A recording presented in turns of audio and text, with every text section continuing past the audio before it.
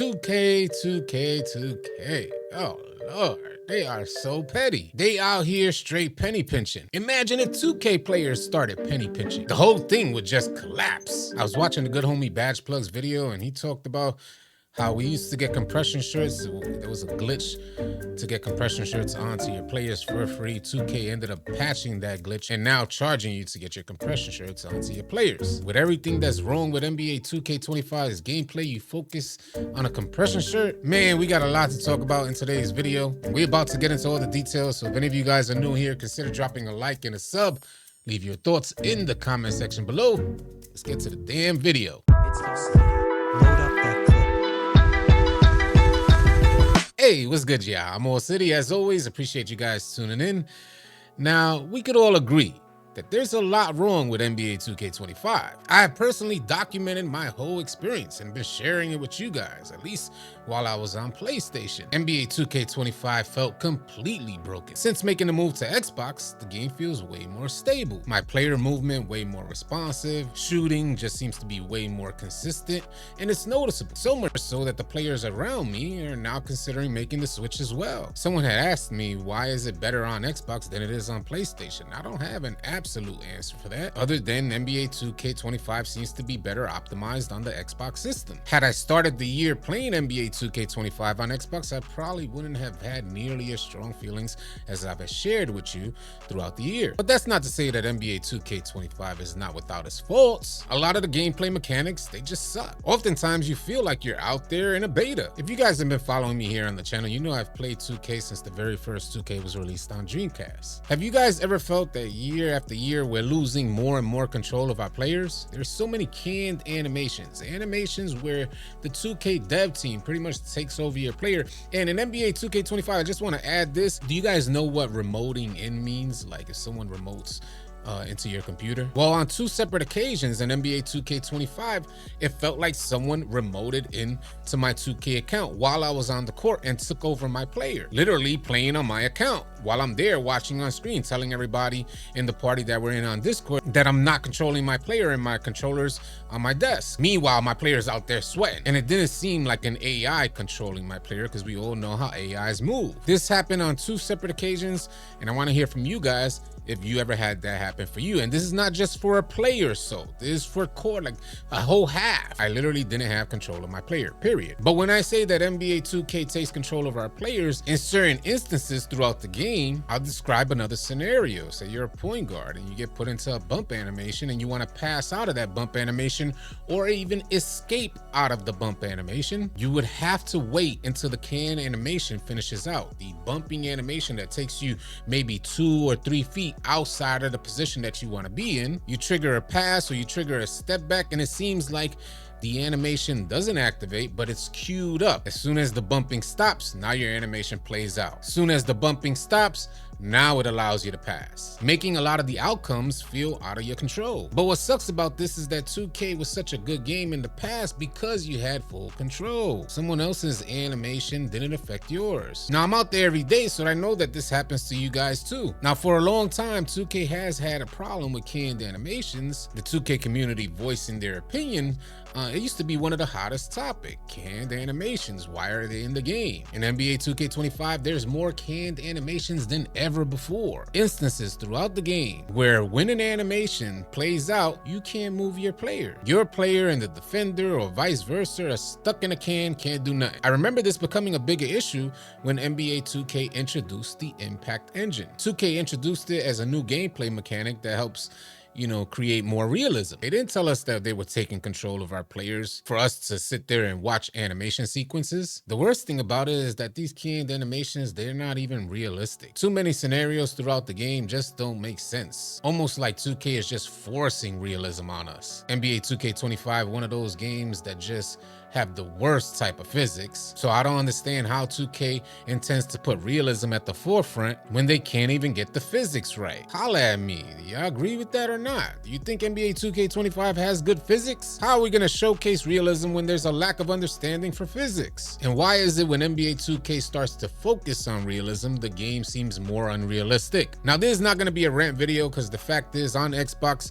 The game seems bearable. I'm able to play the game daily and I barely have any complaints while I'm on the game. On Xbox, it just seems like a night and day experience, so I have less complaints about gameplay. I personally don't agree with the direction that NBA 2K is taking gameplay, but more so wondering if there's a way to fix this stuff. And that helps me segue into this post from the good homie Badge Plug. He says, how to make NBA 2K25 better overnight. You guys let me know if you agree with this stuff and we'll talk about it. One of the first things that Badge Plug mentions is to remove all of the RNG, basically saying that 2K players do not like it when NBA 2K tries to control the outcomes of any scenarios on the court. And he puts in parentheses, trade this off with a decrease in the green window size for a real skill gap, which is what I mentioned in yesterday's video. This option makes room for a pure green window on all of your shots. That is, if you're able to hit that smaller green window. This means that players will have to hit the lab, really learn the timing of their shot, and they have to suffer the penalty if they don't. What is so complicated about this idea? The next thing that Badge Plug mentions is to fix the sliders for passing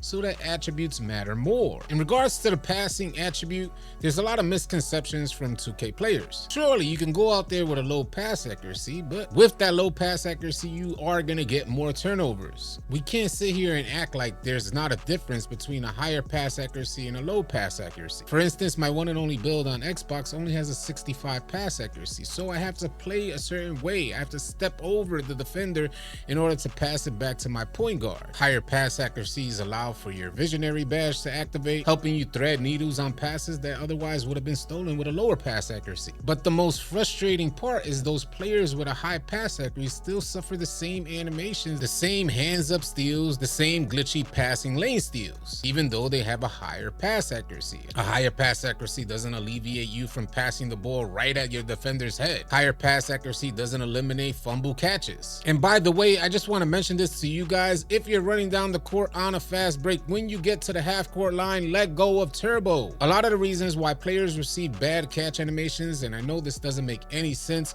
but if you're holding turbo while running down the court and they throw you this long pass, you're gonna get put into this turnaround weird animation as if you caught a cannonball instead of a basketball. You eliminate a lot of bad catch animations by simply letting go of turbo. Even when a point guard calls a wraparound, as you're wrapping around, you might instantly press turbo to get a little speed boost, but as you make your way past your defender, let go of turbo so 2K doesn't drag you another 5 feet over outside of position of where you're supposed to be at on the wrap. Trust me, what I just mentioned to y'all is a gem. Try to put it into practice. And while we're on the topic of pass accuracy, I'll come back to Badge Plug's post, but I want to pull up this post from the good homie Spillboy with NBA 2K Lab. He says passing needs a major rework in NBA 2K26.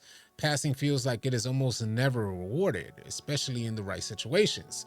Too many times my passes are delayed and queued up, giving the defense almost 2 seconds to react, ultimately leading to a turnover. Not only that, but one of the most frustrating things is how OP hands up defense is. I'm often throwing it directly off the person's face who is directly in front of me. These mechanics have made it tough for me to enjoy the game as most of my builds have a 93 plus accuracy. I don't understand why there aren't certain thresholds that could eliminate bad animations. If you have a low pass accuracy, I understand how hands up defense could be effective. If you have a higher pass accuracy, floating the ball over a defender by using triangle or double tapping for a bounce pass, these passing mechanics should be way more effective, and with a higher pass accuracy should eliminate any level of goofiness that a lower pass accuracy build will receive. Considering how taxing the pass accuracy attribute is, throwing turnovers that are completely out of your control even when you make the right pass or right type of pass, that stuff is just hella discouraging, and you begin to wonder, did I waste attributes on my pass accuracy? We'll continue with Badge Plug's posts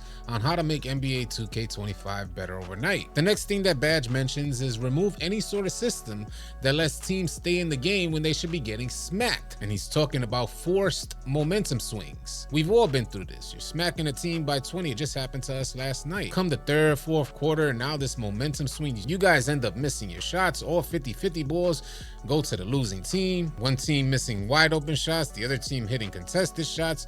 It's just a bunch of goofiness and it's right in our face. You end up spending the whole second half wondering what the hell just happened here. If you're a good enough team, you're able to recognize the momentum swing, maybe call a timeout. But as a player, you just feel like you're not playing against your opponent because your opponent is not skilled enough to even be on the same court. And it's obvious with the way in which they're playing. But there's just this weird underlying thing that makes you feel like you're playing against 2K and not the actual players that are on the court. Continuing down the list, the next thing Badge Plug mentions is remove meter in events. I personally don't participate in too many events, so I don't know why this is the case, but you guys sound off in the comment section. Maybe it has something to do with them script players. Who knows? They sound off. Let me know.